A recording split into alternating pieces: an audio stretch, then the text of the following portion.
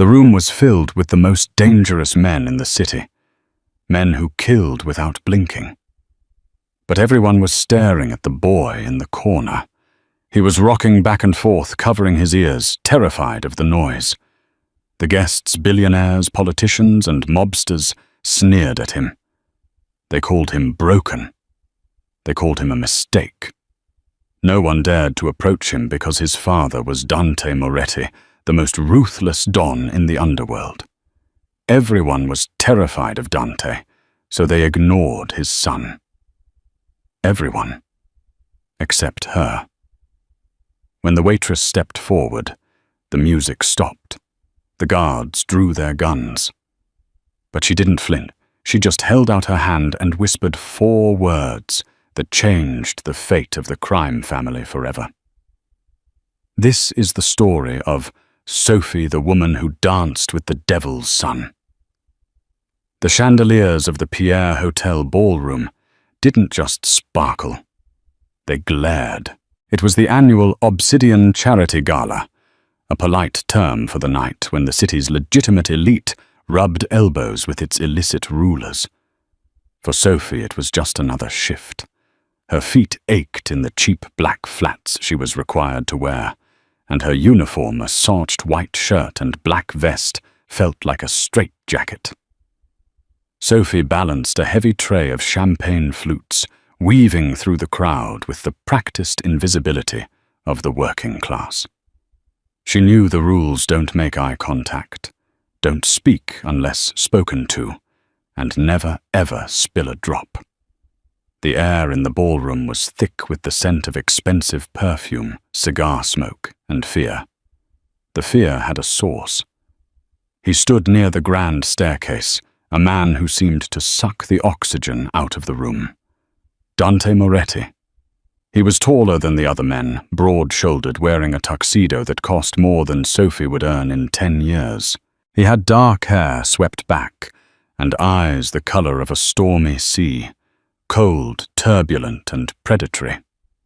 He wasn't drinking. He wasn't smiling. He was watching the perimeter, his body coiled like a panther waiting to strike. But Sophie wasn't looking at Dante. She was looking at the boy, sitting alone on a velvet bench 10 feet away from the Don. The boy, no older than 8, was dressed in a miniature version of his father's tuxedo.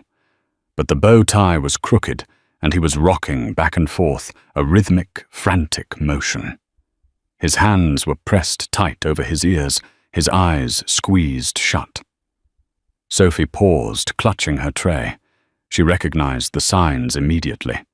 Her younger brother, who had passed away 3 years ago, had been on the spectrum. She knew that look. The boy wasn't being difficult.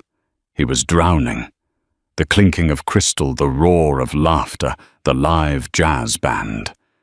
It was all an assault on his senses. What broke Sophie's heart wasn't the boy's distress.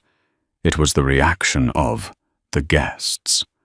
A woman in a silver-sequined dress walked past the boy, accidentally brushing against his knee. The boy flinched and let out a low moan. The woman recoiled, sneering. "Control your child," she muttered to her husband, loud enough for people to hear. "He's disturbing the atmosphere." "It's the Moretti kid," the husband whispered, pulling her away. "They say he's simple, a defect.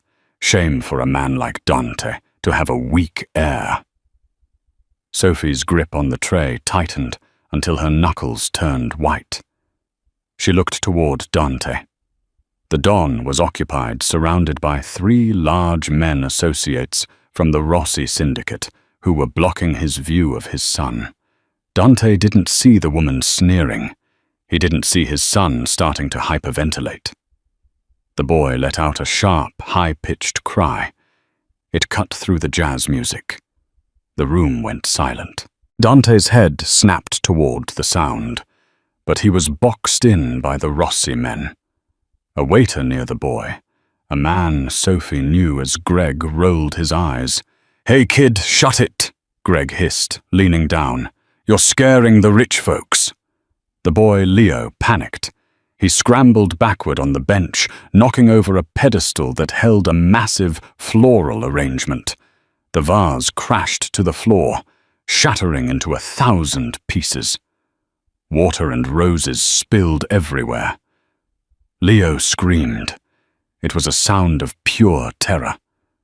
Greg raised a hand, looking like he was about to grab the boy's arm to haul him away. "Don't touch him!" The voice rang out, clear and sharp. It was Sophie. She didn't think. She didn't calculate the risk. She slammed her tray down on a nearby table, not caring that 2 glasses tipped over and sprinted across the polished floor. Greg froze. "Sophie, get back to work. I'm handling this mess." "You're making it worse," Sophie snapped. She dropped to her knees amidst the broken glass and spilled water. She didn't care that the shards were cutting into her stockings. She didn't reach for Leo.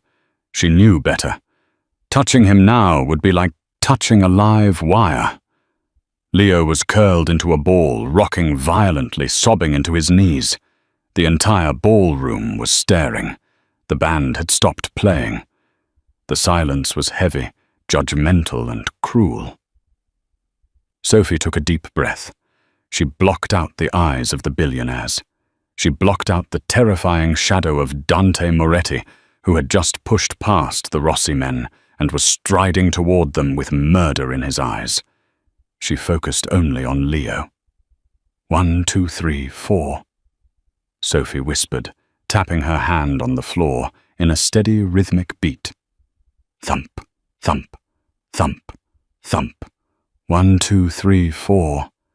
She repeated her voice, low and melodic. She wasn't trying to hush him. She was giving him an anchor, a pattern. Leo's sobbing hitched. He didn't look up, but his rocking began to synchronize with her tapping. Sophie began to hum. It wasn't a lullaby. It was a simple, repetitive melody she used to hum for her brother. She kept the rhythm steady on the floor. Thump, thump, thump. "Can you hear the floor?" she asked softly, not looking at him, just staring at her hand. "The floor has a heartbeat. Listen." Dante Moretti had reached the circle. He stood 6 feet away, his hand hovering near the inside of his jacket, where a gun undoubtedly rested. His face was a mask of fury, ready to destroy whoever had hurt his son. But he froze. He watched the waitress in the cheap uniform kneeling in the water. He watched her ignoring the blood seeping from her knee where a shard of glass had pierced her skin. Leo slowly lowered his hands from his ears. He looked at Sophie's hand tapping the floor. 1, 2. Leo whispered, his voice trembling. 3, 4, Sophie finished. She looked up at him, smiling gently. She didn't pity him. She looked at him with respect. "Do you like the rhythm, Leo?" Leo nodded slowly. "It's better than the noise, isn't it?" she said.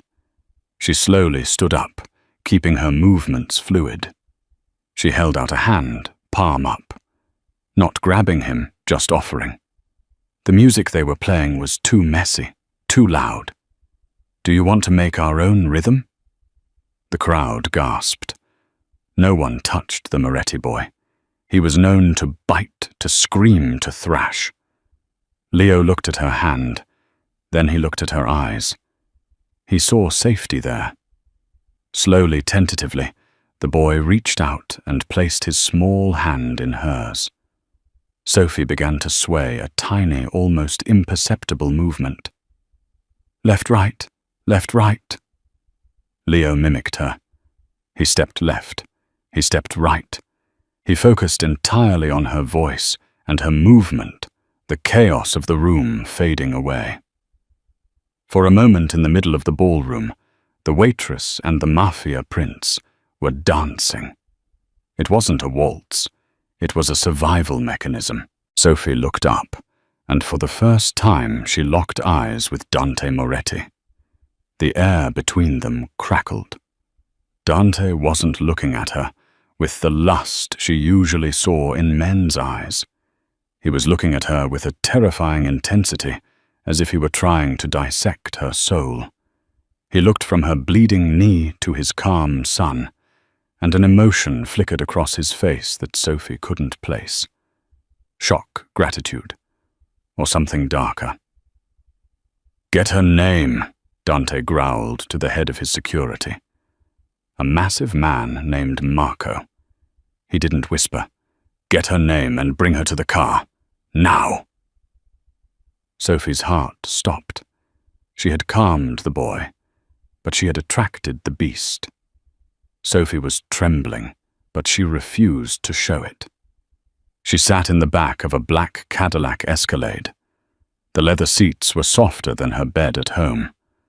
The windows were tinted so dark that the city lights of New York looked like distant dying stars. On the seat opposite her sat Dante Moretti. The car was moving part of a 3-vehicle convoy, speeding toward the Long Island estates. Sophie still had her waitress uniform on, though someone had given her a first aid kit for her knee. She had bandaged it herself in silence, while 2 armed guards watched. Dante hadn't said a word since she was escorted out of the hotel kitchen before she could even clock out. He just stared at her, swirling a glass of scotch he had poured from a crystal decanter built into the car's console. "You're bleeding on my upholstery," Dante said finally. His voice was deep, a baritone that vibrated in the small space. Sophie looked down. A fresh spot of blood had seeped through the white bandage. "I'm sorry, sir. I'll pay for the cleaning." Dante let out a short, dry laugh. It wasn't a happy sound. "You make $12 an hour, Sophie Vance. You have $22,000 in student debt, and you're 3 months behind on the rent for your apartment in Queens. You can't afford to clean this car." Sophie went cold. "How do you know that I know everything?" Dante said simply. He leaned forward, the shadows playing across the sharp angles of his face. "I don't like surprises. When a stranger touches my son, I find out who they are." "I didn't mean to overstep," Sophie said, her voice steady, despite her fear. "He was in pain. Everyone was just watching him like he was an animal in a zoo. I couldn't stand it." "And what made you think you could fix it?" Dante asked, his eyes narrowing. "The best doctors in Switzerland couldn't get a Leo to stop screaming during an episode. Specialists, psychiatrists, and you..."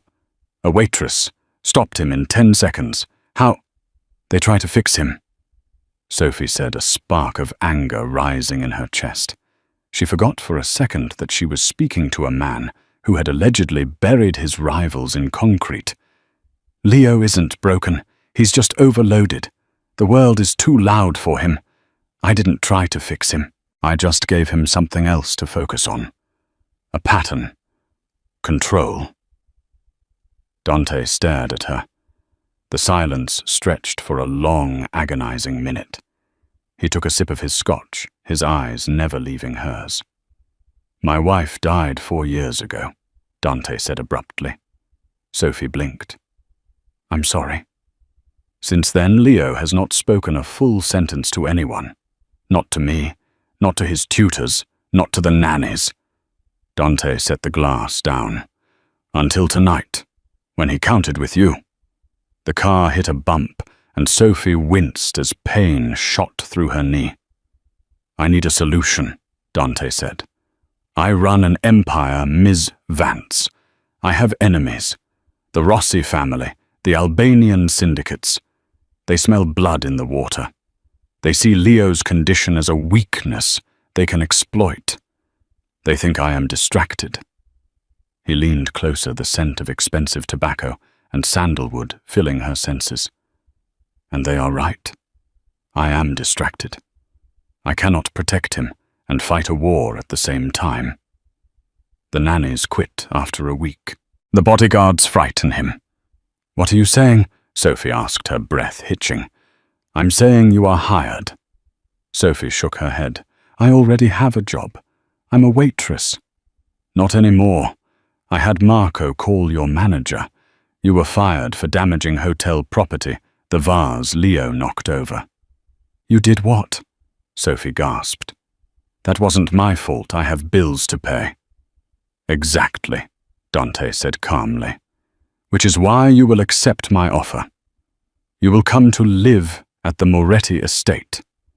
You will be Leo's companion, not a nanny, a handler. You will keep him calm. You will teach him that rhythm of yours. You will make sure that when I am out dealing with my business, my son is not screaming in terror. I can't just move into a mob boss's house. Sophie snapped, panic rising. I have a life. You have a debt and an empty fridge, Dante corrected. I will pay you $10,000 a month, plus room and board, and I will wipe your student debt within 6 months. Sophie's mouth went dry. $10,000 a month? It was life-changing money. But the cost, and if I say no, she whispered. Dante's expression didn't change, but the air in the car dropped 10 degrees. He reached into his jacket pocket. Sophie flinched, expecting a weapon. Instead, he pulled out a folded piece of paper and tossed it onto her lap. Sophie unfolded it. It was a photograph. It was a picture of her apartment building, taken from across the street. Taken tonight. The Rossi syndicate saw what happened at the gala, too. Dante said, his voice dropping to a lethal whisper. They saw a woman who could control the Moretti heir. They think you are important to me. Which means you are now a target, Sophie. If you go back to your apartment tonight, you won't survive until morning. They will take you to get to me. Sophie stared at the photo, her hands shaking. The reality of the situation crashed down on her. She had stepped into the spotlight, and now she couldn't step out. So, Dante said, leaning back and buttoning his jacket. It's not a job offer, really. It's protective custody, with a salary. The car slowed down. Sophie looked out the window. Huge iron gates were opening, revealing a sprawling mansion that looked more like a fortress. Armed men patrolled the perimeter with German shepherds. Welcome home, Sophie, Dante said. The car stopped. The door opened. Marco, the giant head of security, stood there. Boss, Marco said, his face grim. We have a problem. Security sweep found something in Leo's bedroom. Dante's face transformed. The cool, calculated businessman man vanished. The monster appeared. What? A doll, Marco said. One of those cheap ones. But someone cut the head off and left it on his pillow. There was a note. Dante uncoiled from the seat, storming out of the car. Show me. Sophie scrambled out after him, her knee throbbing. Wait, where is Leo? He's in the safe room, Marco said, looking at Sophie with suspicion.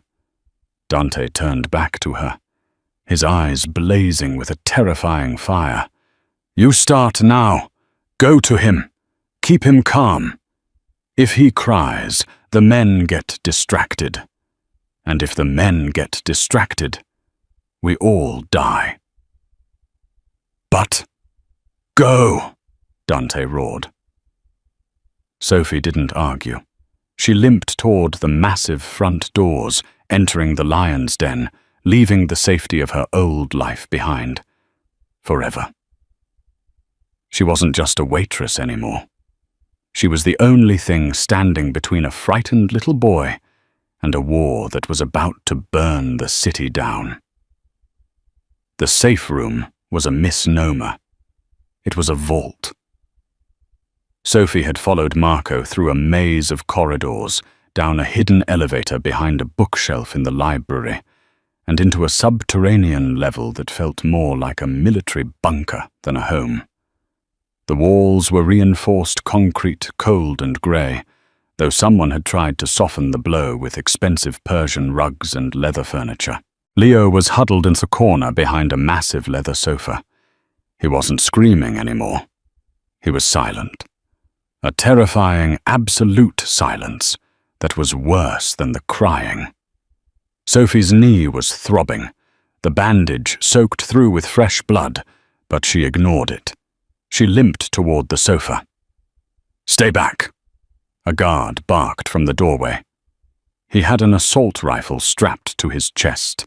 "Mr. Moretti said no one touches the boy until he gets here. If I don't touch him, he's going to retreat so far inside his own head, you might never get him back." Sophie shot back, her voice echoing off the steel walls. She turned her back on the guard, a dangerous move in this world, and knelt on the rug. "Leo," she whispered.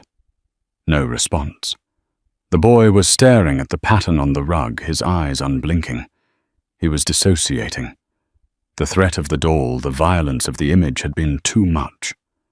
Sophie lay down on the floor. It was undignified for a grown woman, especially with armed men watching, but she needed to be on his level. She needed to be smaller than him. "This rug is scratchy," she said softly, scratching the fabric with her fingernail. "Scritch. Scritch. It sounds like a dry leaf. Can you hear it?" Leo didn't move. Sophie closed her eyes. She thought of her brother, how he used to shut down when their parents fought. She started to hum again. Not a song, just a low, vibrating resonance deep in her throat. It was a grounding sound. Minutes passed. The guards shifted uncomfortably. Then a small finger poked Sophie's arm. She opened her eyes. Leo was looking at her. His face was pale, his eyes red-rimmed. "The doll," Leo whispered, his voice barely audible. "It had no eyes." "I know," Sophie said, not sugarcoating it. "It was a mean toy, a broken toy. But we are safe here. Look at these walls. Nothing gets through these walls. We are in a castle, underground." "Like Batman?" Leo asked. Sophie smiled, a genuine, tired smile. "Exactly like Batman. And your dad is out there making sure the bad guys go away." "Dad is scary," Leo said. "Dad is scary to them," Sophie corrected. "So he can be safe for you." The heavy steel door hissed open. The change in air pressure popped Sophie's ears. Dante Moretti walked in. He had removed his tuxedo jacket. His white dress shirt was rolled up to the elbows, and there were dark, wet spots on his cuffs that Sophie knew weren't wine. He smelled of copper and ozone, the scent of violence. He stopped when he saw them, the waitress lying on the floor in her stained uniform, and his son sitting cross-legged next to her, tracing the veins on her hand. Dante's chest heaved. He looked exhausted. For a second, the mask of the Don slipped, revealing a terrified father. "Leo," Dante said, his voice rough. Leo looked up. Usually he would flinch, but with Sophie's hand grounding him, he just nodded. "Hi, Dad. We are in the Bat Cave." Dante blinked, stunned. He looked at Sophie. His eyes traveled from her messy hair to her bloody knee. "Marco," Dante said without turning around. "Get the doctor, for her knee, and bring fresh clothes. Something soft, no uniforms." "Yes, boss." Dante walked over and sat on the expensive leather chair, slumping forward, putting his head in his hands. He didn't look like the most powerful crime lord in New York. He looked like a man carrying the weight of the world. "Is it safe?" Sophie asked quietly, sitting up. Dante looked at her through his fingers. "The house is on lockdown. My men are sweeping the perimeter. The doll was a message from the Rossi family. They wanted to show me they could get into my son's bedroom. How did they get in? Sophie asked. The question hung in the air, heavy and dangerous. Dante's eyes hardened. That is what I'm going to find out. Someone on my staff betrayed me, and when I find them— He didn't finish the sentence. He didn't have to. It wasn't a man, Sophie said suddenly. Dante frowned. What? The person who left the doll? It wasn't a man. Sophie hesitated, realizing she was involving herself in Mafia business, but she couldn't stop. When I went into Leo's room earlier to grab his blanket, I smelled something. It was faint underneath the smell of the cleaning products. What did you smell? Dante demanded, leaning forward. Vanilla and something burnt, like clove cigarettes, Sophie said. It's a very specific perfume. My aunt used to wear a cheap knockoff of it. It's called Midnight Orchid. It lingers. Dante stared at her, his mind racing. He stood up abruptly. Marco. The giant guard reappeared. Who smokes clove cigarettes? Dante barked. Marco hesitated. The new upstairs maid, the one we hired last week. Elena. Dante's face went stone cold. Find her. Now. We can't, boss, Marco said, looking at the floor. She clocked out an hour ago. She's gone. Dante swore a stream of Italian curses that made the air vibrate. He punched the concrete wall, his knuckles cracking against the stone. Leo flinched, curling back into a ball. Sophie moved instantly, placing herself between Dante and his son. She stood up despite the pain in her leg and put a hand on Dante's chest. Stop, she ordered. The room went deathly silent. The guards reached for their guns.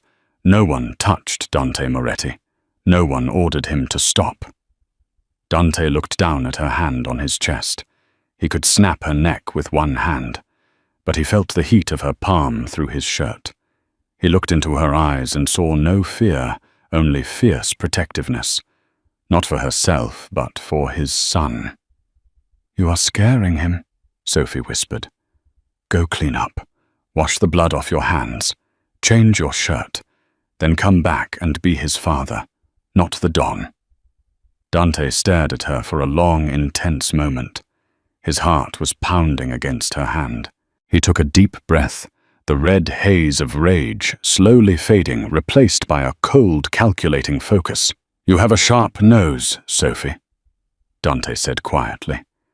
He covered her hand with his own for a split second. His skin was rough, calloused. Thank you.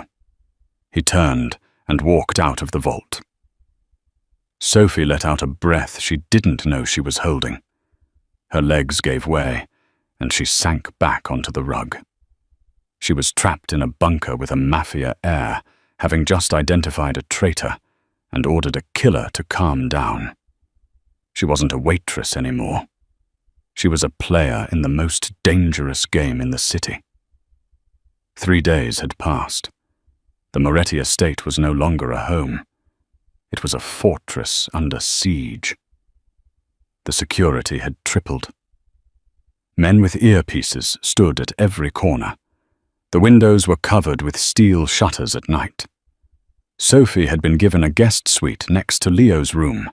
It was larger than her entire apartment in Queens, with a bathroom made of marble and gold. But she felt like a bird in a gilded cage. She hadn't been allowed to leave the property. Marco had collected her things from her apartment, bringing them in cardboard boxes that smelled of her old life. She had settled into a routine with Leo. The boy was brilliant, she realized. He wasn't slow, as the tabloids claimed. He was hyper-focused. He loved patterns, numbers, and music. They spent the mornings in the music room. Sophie played the piano badly, picking out simple tunes with one finger. and Leo would correct her, hitting the right keys with perfect pitch. "No, Sophie, it's C-sharp, not C—" Leo would say, his brow furrowed. "Show me." She would smile, and he would. Dante watched them. Sophie could feel his eyes on her constantly. He watched from the doorway of the music room. He watched from the balcony as she walked with Leo in the enclosed garden. He watched her on the security monitors in his office. He was trying to figure her out. He couldn't understand why she was there. Everyone in his life wanted something: money, power, protection. But Sophie hadn't asked for a dime. She hadn't asked for jewelry. She just asked for lactose-free milk, for Leo and a specific type of sensory clay. It was Thursday morning, and the tension in the house was palpable. The hunt for Eleanor, the traitorous maid, had gone cold.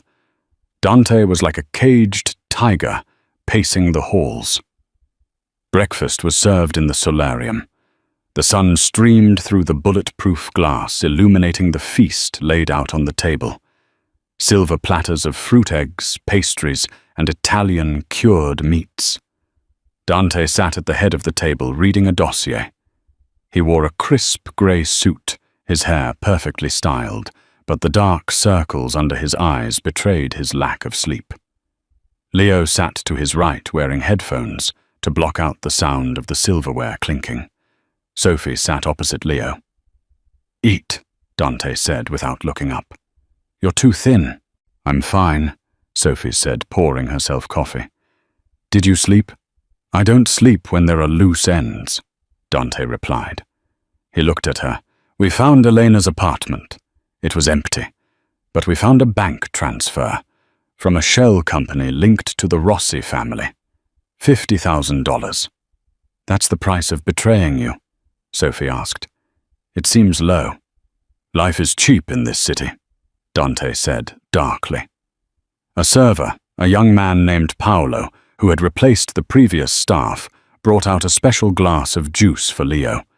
It was a thick green smoothie spinach apple, and supplements the doctors insisted on. "Here you go, Master Leo," Paolo said, placing the glass down. His hand was shaking slightly. Sophie noticed it. She noticed everything now. The adrenaline of living here had sharpened her senses. Leo reached for the glass. "Wait," Sophie said. Dante looked up. "What is it?" "Paolo," Sophie said, turning to the young server. "You're new." "Yes, miss. Started yesterday." Paolo was sweating. It was cool in the room. "Why is the smoothie that color?" Sophie asked. "Usually the apple makes it a lighter green. This is dark, almost brown." "I used organic spinach, miss." "It's darker," Paolo stammered. He took a step back. Leo lifted the glass to his lips. "Leo, put it down," Sophie shouted. She didn't wait. She lunged across the table, knocking the glass from Leo's hand. The smoothie splattered all over the white tablecloth and Leo's shirt. Leo screamed, terrified by the sudden movement. Dante was on his feet in a split second, his gun drawn from his holster. He didn't aim at Sophie. He aimed at Paolo. "What is in the glass?" Dante roared. Paolo turned to run, but he didn't get far.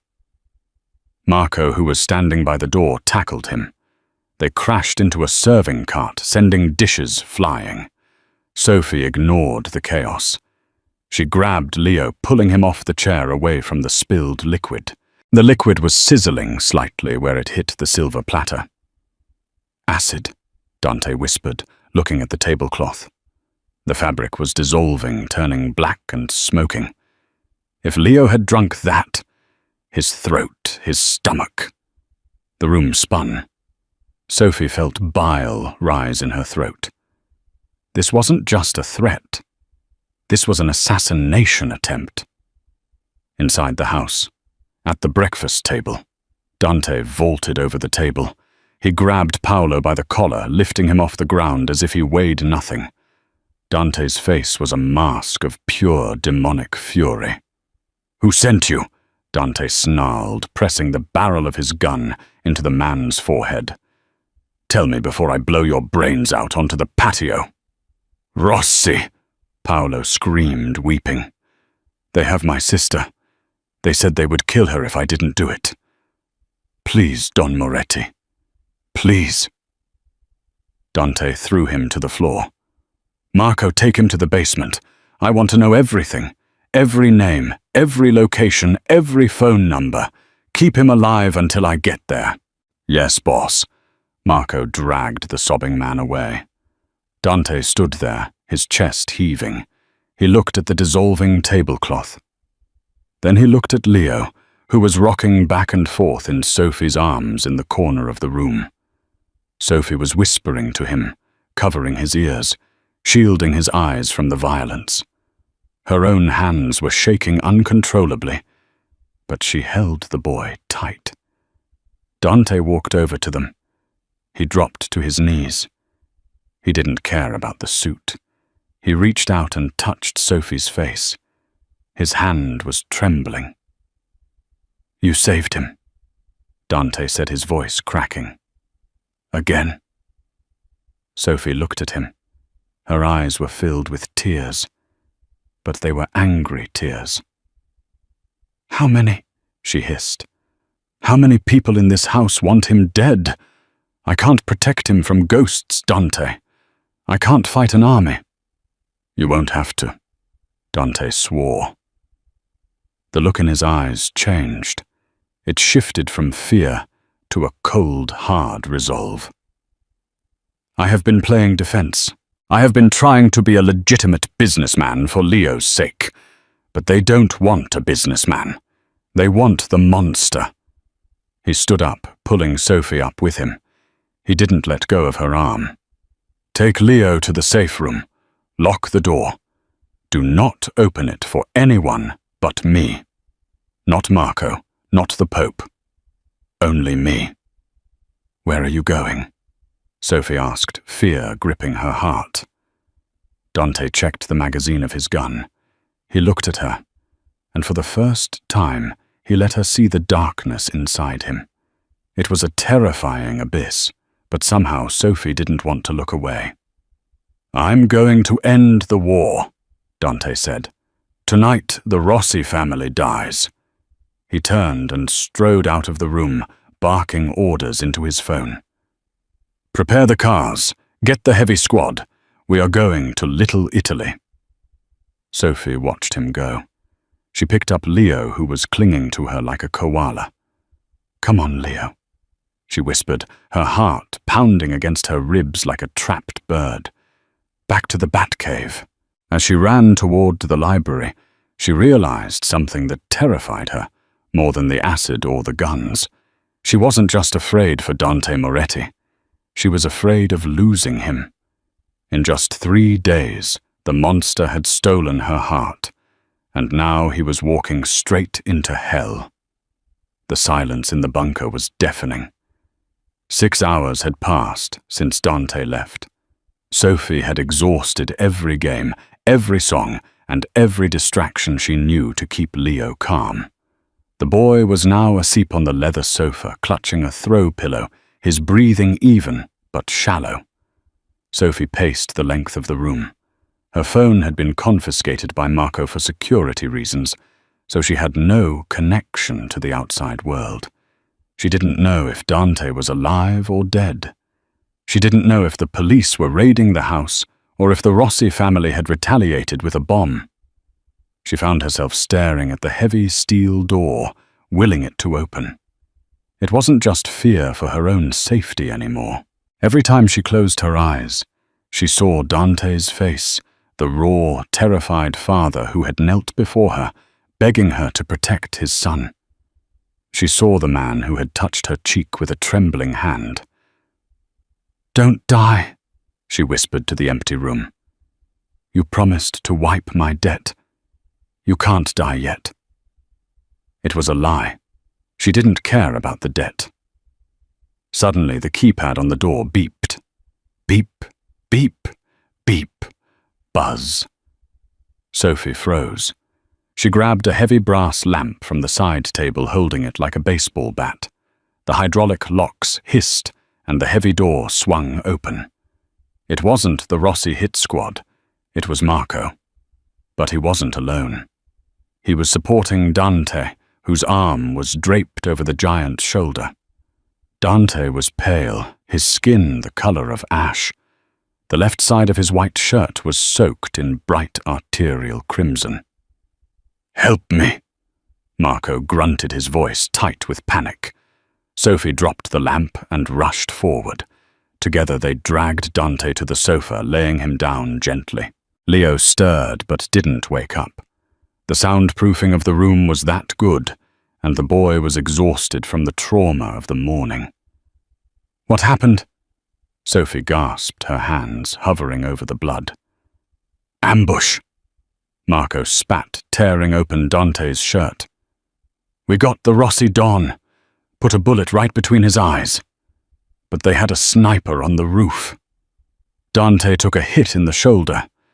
Through and through, but he's losing a lot of blood." "Where is the doctor?" Sophie demanded. "Call Dr. Aris." "We can't," Dante rasped. His eyes were half open, glazed with pain. "Aris. Compromised. Found a wire transfer in his accounts. Can't trust anyone." "So what are we going to do?" Sophie yelled, looking at Marco. "He's bleeding out. I have a field medic kit," Marco said, pulling a large orange box from a hidden compartment in the wall. "I know the basics. Pressure. Bandage. But I have hands the size of hams. I can't stitch the artery if it's nicked. I need dexterity." Marco looked at Sophie. Then he looked at her long, slender fingers, the fingers that played the piano, the fingers that tapped rhythms to calm a child. "You have to do it," Marco said. "Me." Sophie recoiled. "I'm a waitress. I serve pasta. I don't perform surgery." "You're the only one here who isn't a traitor or a target," Dante whispered. He reached out and grabbed her wrist. His grip was weak, slippery with blood. "Sophie, please." Sophie looked at him. She saw the life fading from his eyes. If she said no, he died. If he died, Leo was an orphan in a world of sharks. "Give me the kit," Sophie said, her voice turning steel hard. "Marco, hold the flashlight, and give me your belt. We need a tourniquet." For the next hour, the bunker became an operating theater. Sophie's world narrowed down to the wound. It was ugly. The bullet had torn through the deltoid muscle. But thankfully, it had missed the bone and the major brachial artery. It was a venous bleed, messy but manageable if stitched quickly. She poured antiseptic over the wound. Dante hissed through his teeth, his back arching off the sofa, but he didn't scream. He wouldn't wake Leo. "Thread," Sophie commanded. Her hands, which usually shook when she was nervous, were steady now. It was the rhythm. In-out. Loop, pull, in-out. Loop, pull. She treated it like a pattern, like the tapping on the floor. "Talk to me." Dante gritted out, sweat pouring down his face. "Distract me." "You're arrogant," Sophie said, focusing on a particularly difficult stitch. "You think you can control everything. You treat people like chess pieces." "I have to," Dante gasped. "Or we die." "You don't have to be alone," Sophie murmured. "You have people who care. Leo cares. He asked about you all day." "He scares me," Dante admitted. The confession was shocking. "I look at him, and I don't know how to reach him. I feel like I failed him." "You didn't fail him," Sophie said, tying off the last stitch. She grabbed a clean towel and pressed it against the wound. "You just speak a different language. He speaks in silence. You speak in shouting. You just need a translator." She looked up. Dante was watching her. The pain was still there, but his eyes were clear. "Are you applying for the job?" he whispered. "I think I just did," Sophie replied, wiping blood from her forehead with the back of her wrist. Dante reached up with his good hand. He cupped her face, his thumb tracing her cheekbone. It was an intimate electric touch that sent a jolt straight to Sophie's core. "You are incredible, Sophie Vance," he murmured. "If I survive this night, I'm going to give you the world." "Just give me a bandage," Sophie said, her voice trembling, "and stay alive." Dante's eyes fluttered shut. "Marco," he whispered. "I'm here, boss." "Nobody comes in." Dante ordered, his voice fading into sleep. "Nobody, except Sophie." He passed out.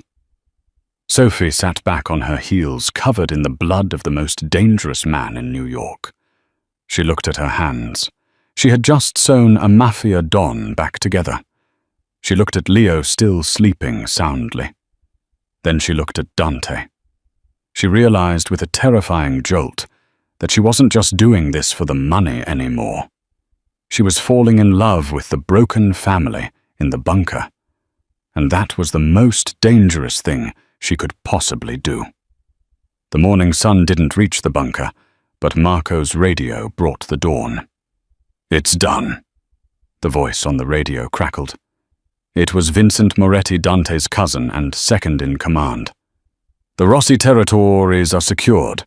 The police are calling it a gang war, cleaning up the mess. We are clear." Dante was awake. He was sitting up, pale and shirtless, his shoulder heavily bandaged. He looked like a fallen angel, beautiful and broken.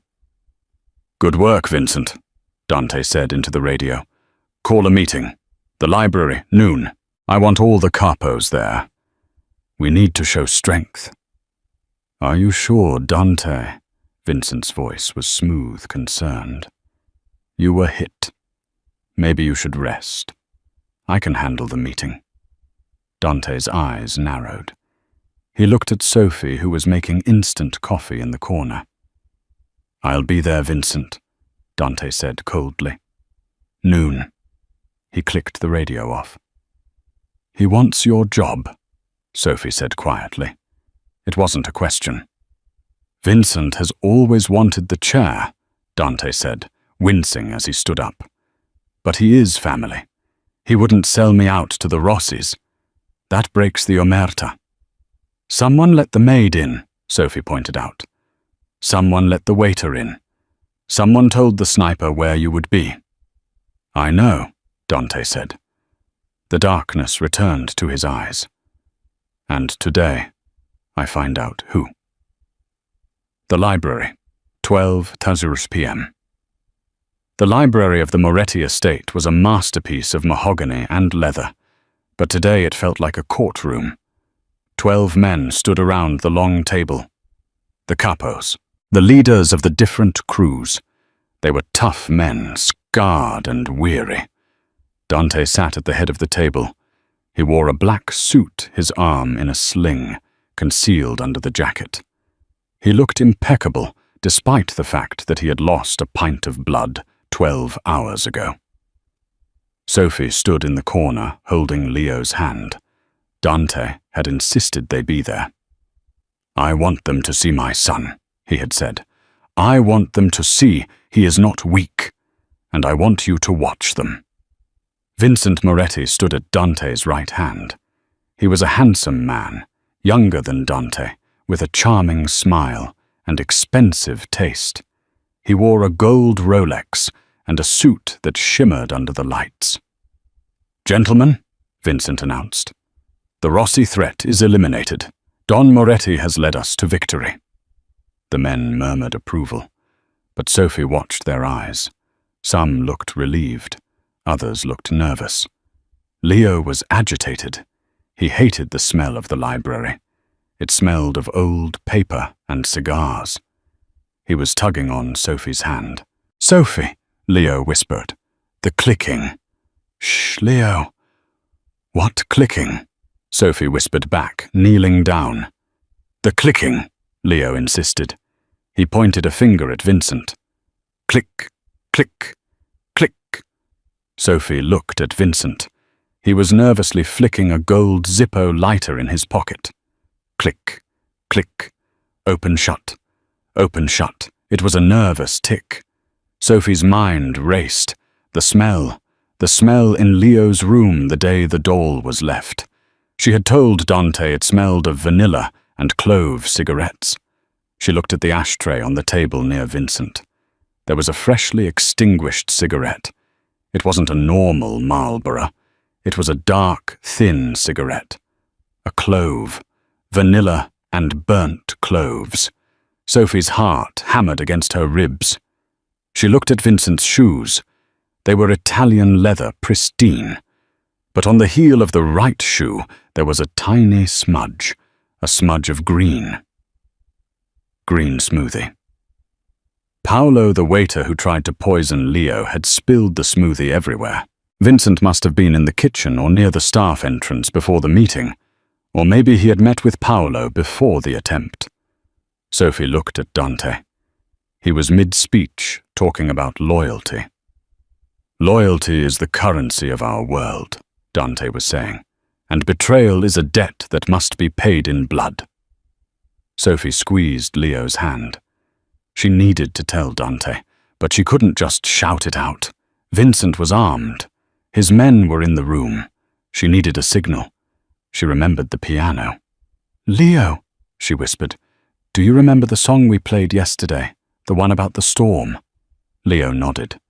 "Beethoven, The Tempest. Can you go play the opening notes on the piano?" Sophie asked. "Just the loud ones."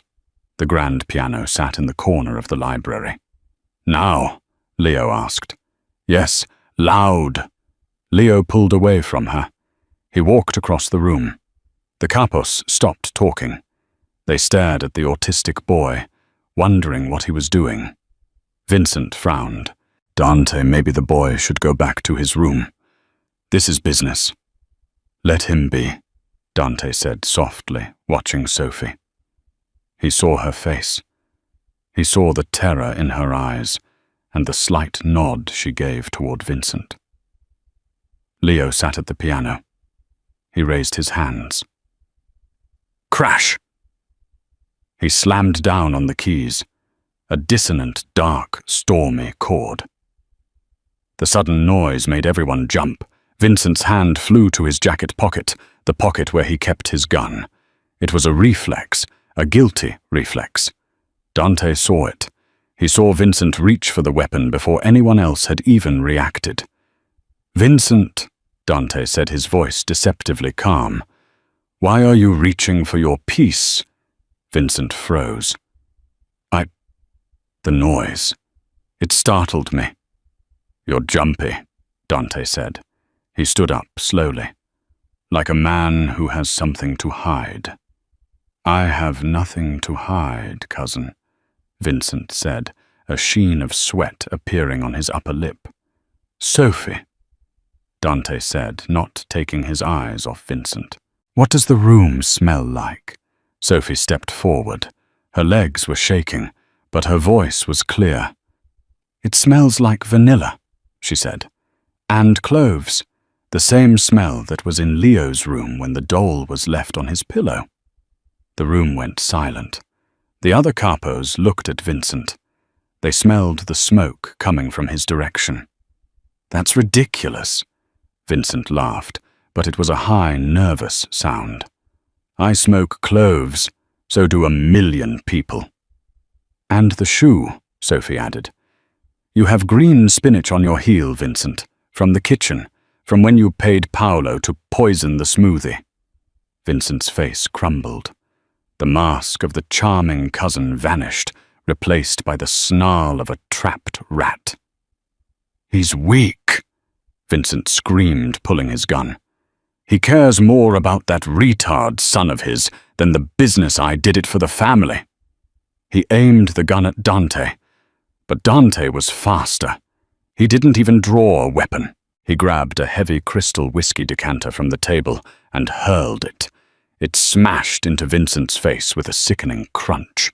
Vincent's gun went off the bullet, shattering a window, but he fell backward, blood pouring from his nose.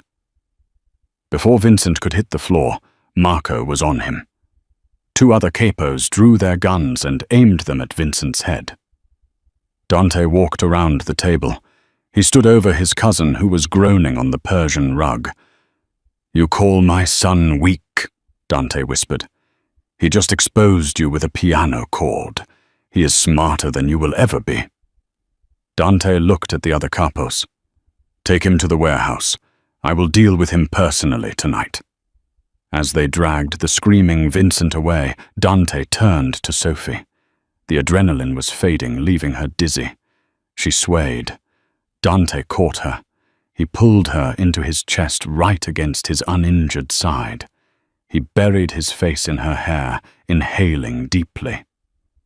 "You did it," he whispered into her ear. "You saved us both." Sophie clung to him. She looked over Dante's shoulder and saw Leo still sitting at the piano watching them. Leo played one final note. A soft, high C. A note of resolution. But as Sophie looked at Dante, she knew the story wasn't over. The war was won, but the hardest part was just beginning.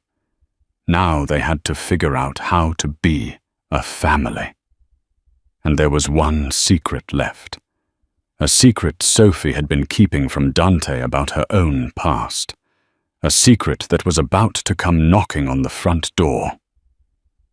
2 weeks had passed since the betrayal, and the Moretti estate had transformed. The heavy gloom was replaced by a fragile peace.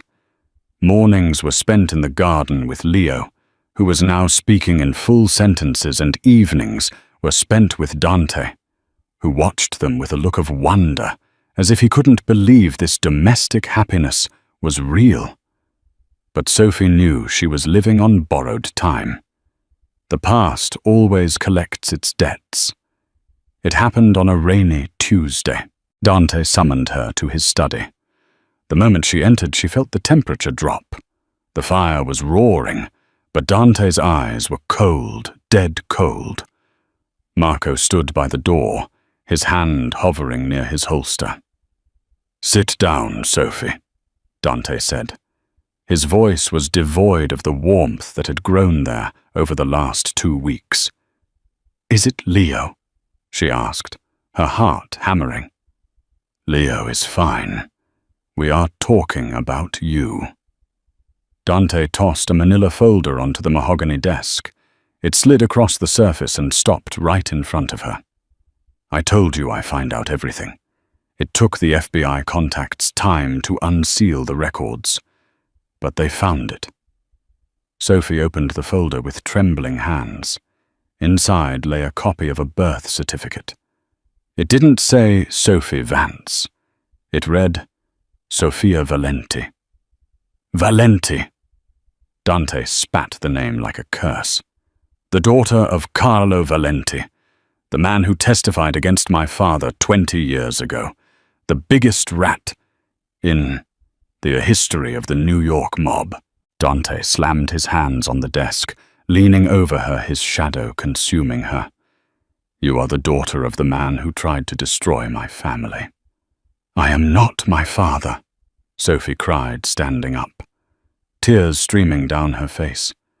"I was 6 years old when we went into witness protection. I didn't choose that life. I ran away when I was 18, because I couldn't stand the lying.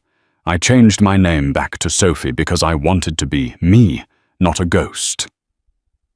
"Did you know who I was?" Dante demanded. "Yes, everyone knows who you are. But I didn't come for revenge. I was a waitress. I saw a little boy hurting and I helped him. That is all. In my world, blood tells," Dante roared. He pulled a sleek black Beretta from his drawer. The metal glinted in the firelight. "Maybe you're playing the long game, waiting to strike from the inside." I saved Leo from acid. Sophie shouted, her fear turning into righteous anger. I sewed your shoulder when you were bleeding to death. If I wanted you dead, Dante, you would be buried already.